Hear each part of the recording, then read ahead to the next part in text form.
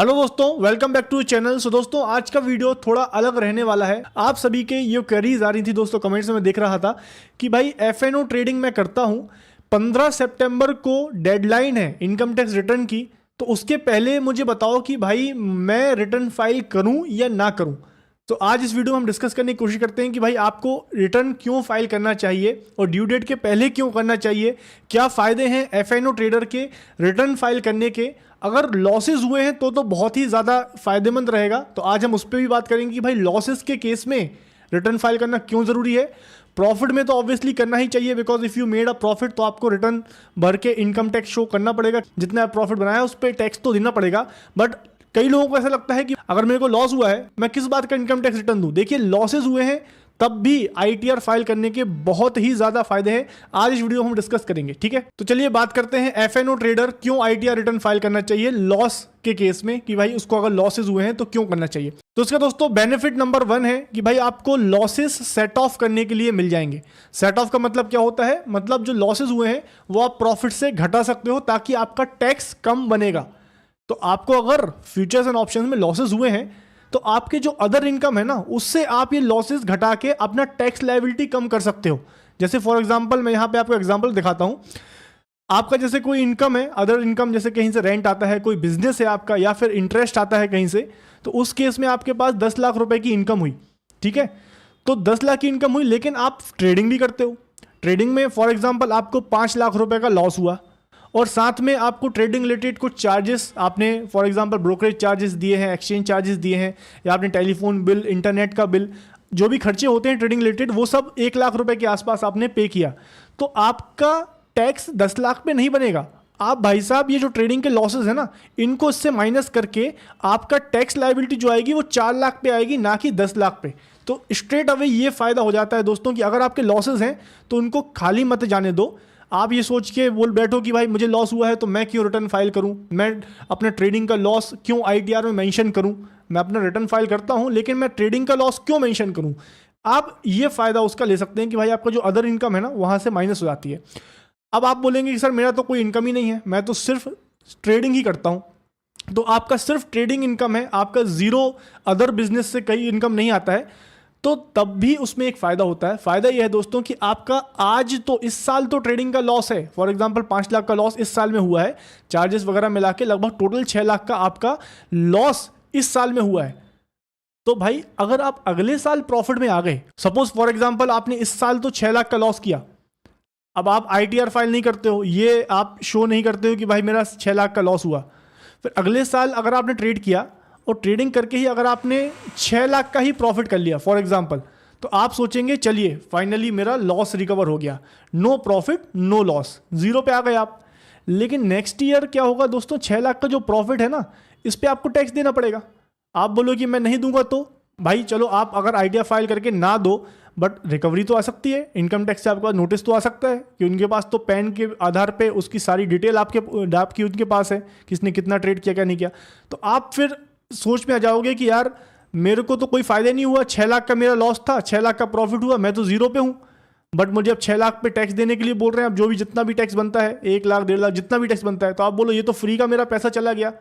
तो इस केस में कहीं ऐसा आपके साथ ना हो जाए, इसीलिए पिछले साल का अगर आप लॉस इनकम टैक्स में दिखा दोगे तो भाई अगले साल जब आपका प्रॉफिट होगा ना, तो आप बोलना कि भाई मेरा ये लॉस था पिछले साल, मैं इसका सेट ऑफ ले सकता हूं।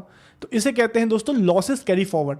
तो आप इस साल जो लॉस किया है, अगले साल अगर आपका प्रॉफिट हो गया तो ये लॉस आप उससे माइनस कर सकते हो। जैसे फॉर एग्जांपल मैं आपको यहां पे दिखाता हूं, फॉर एग्जांपल नेक्स्ट ईयर, पहले साल आपका 6 लाख का लॉस मैंने आपको दिखाया अभी, अगले साल आपका इनकम जो होता है एफएनओ ट्रेडिंग से प्रॉफिट होता है 10 लाख का, आपके चार्जेस वगैरह हो जाते हैं सपोज फॉर एग्जांपल 1 लाख के, तो टोटल आपका 9 लाख की इनकम हुई एफएनओ ट्रेडिंग से।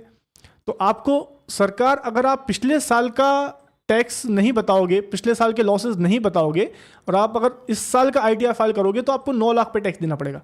बट आपने अगर पिछले साल आईटीआर फाइल किया था जब लॉसेस थे, तो आपका जो टैक्स बनेगा वो 3 लाख पे बनेगा, क्योंकि ये 6 लाख जो है पिछले साल का 9 लाख से माइनस हो जाएगा। तो इसीलिए इस साल जो भी लॉसेज हैं उनको आप डेफिनेटली आईटीआर में दिखा दीजिए, ताकि नेक्स्ट ईयर अगर प्रॉफिट हो तो उसका आपको डिडक्शन मिल जाए कैरी फॉरवर्ड का। तो ये जो मैंने आपको समझाया है दोस्तों, ये मैंने आपको यहाँ पे बताया कि लॉसेस आपके अदर बिजनेस इनकम या अदर इनकम से सेट ऑफ भी हो जाएगा, ठीक है। और आप कैरी फॉरवर्ड भी कर सकते हो। अब आप बोलोगे कितने साल तक कैरी फॉरवर्ड कर सकते हैं? अगले 8 साल तक कैरी फॉरवर्ड कर सकते हो। मतलब आज आपका जैसे लॉस है 6 लाख का लॉस है, इसको आप 8 साल तक रिकवर कर सकते हो, ठीक है ना। ऐसा कि आपने अगले साल 50,000 से रिकवर किया तो आपको 50,000 पे कोई टैक्स नहीं देना, क्योंकि इसमें से 50 कम हो जाएगा, तो आपका कैरी फॉरवर्ड 5.5 लाख बचेगा। फिर नेक्स्ट ईयर फिर आपने 1.5 लाख का प्रॉफिट किया, तो इसमें से हो सकता है कि अब आपको 1.5 लाख पे भी टैक्स नहीं देना है। क्यों? क्योंकि इसमें से ही आप सेट ऑफ मिलेगा, अब आपका 4 लाख का कैरी फॉरवर्ड हो जाएगा। तो इस तरीके से अगले 8 साल तक आपका जो है ये लॉस कैरी फॉरवर्ड हो सकता है, जिसको आप अगले साल बिजनेस इनकम से या फिर एफएनओ ट्रेडिंग की इनकम से या अदर इनकम से सेट ऑफ कर सकते हैं, ठीक है।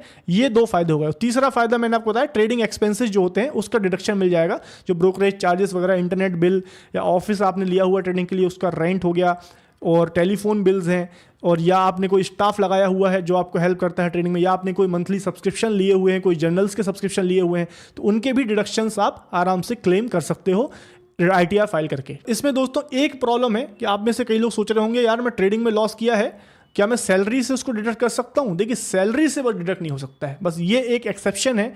आप अदर बिजनेस इनकम से उसको डिडक्ट कर लीजिए, आप रेंट से डिडक्ट कर लीजिए, हाउस रेंट से, या आप इंटरेस्ट इनकम से या अदर इनकम से डिडक्ट कर लीजिए, नॉन स्पेकुलेटिव नेचर की। स्पेकुलेटिव इनकम नहीं होनी चाहिए, ठीक है ना।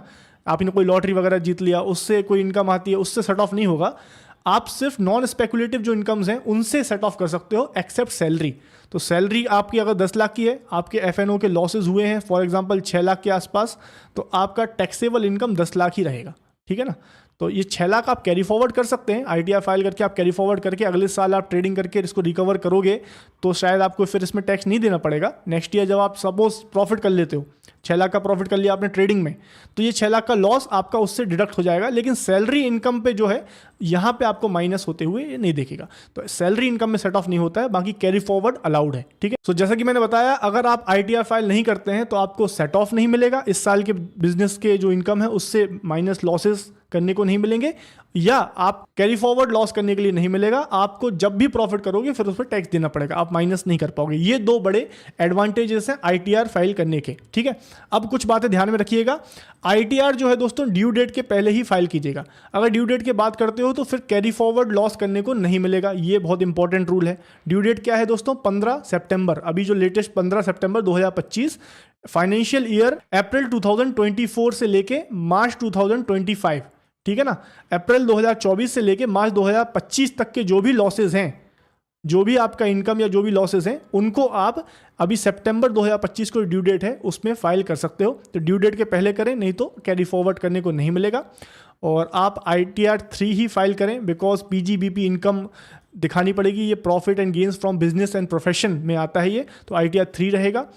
और लॉसेस कैरी फॉरवर्ड करने के लिए 8 साल के लिए मिलेंगे, और losses set of and carry forward आप सिर्फ नॉन स्पेकुलेटिव बिजनेस इनकम से ही कर सकते हो, स्पेकुलेटिव इनकम और सैलरी से नहीं कर सकते हो। जैसे कि मैंने आपको बताया, जैसे कोई लॉटरी जीत गए या फिर आपने कोई अदर तरीके से पैसा कमाया है, और या सैलरी के थ्रू आप कमा रहे हो, तो उससे लॉसेस सेट ऑफ नहीं होंगे। बाकी दूसरे जो सोर्सेज हैं उनसे आप लॉसेस सेट ऑफ कर सकते हैं। सो आप लोगों ने अगर लॉसेस किए हैं तो डेफिनेटली ITR फाइल कीजिएगा, ड्यू डेट आने वाली है, ताकि आप अगले साल जो प्रॉफिट्स करेंगे उस पर आपको एक्स्ट्रा टैक्स न देना पड़े, आप लॉसेस सेट ऑफ कर सकते हैं। ITR फाइल करने के लिए टैक्स कंसल्टेंट से जरूर कंसल्ट कर सकते हैं। अगर आपको लॉसेस ज़्यादा बड़े हैं तो आप डेफिनेटली टैक्स कंसल्टेंट से कंसल्ट कीजिएगा। ये मैंने आपको एक ब्रीफ आउटलुक देने की कोशिश करी कि why ITR is important. I hope this video was informative. Thank you for watching दोस्तों। Investments in securities market are subject to market risks. Read all the related documents carefully before investing.